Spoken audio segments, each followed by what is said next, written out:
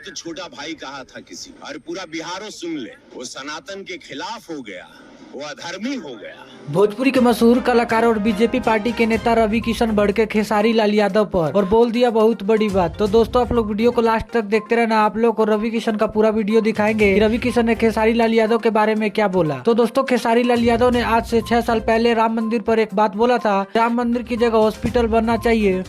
राम मंदिर की जगह पे काश एक हॉस्पिटल बन जाता तो उसमें मुसलमान का भी इलाज होता और एक हिंदू का भी इलाज होता। इसी वीडियो को देखते हुए रवि किशन ने खेसारी लाल यादव को बहुत बड़ा जवाब दे दिया है। तो आप लोग पहले इस वीडियो को देखिए कि भाई राम मंदिर का भी विरोध करने लगे, छपरा से आवाज आई, हम सदन में क्या चले गए, ये लोगों ने भोजपुरी को भेज दिया। ये लोगों से पूछना चाहिए भोजपुरी इंडस्ट्री क्यों बंद हो गई। बाकी दोस्तों अब देखना ये होगा कि अब खेसारी लाल यादव की तरफ से रवि किशन को लेकर क्या बयान आता है।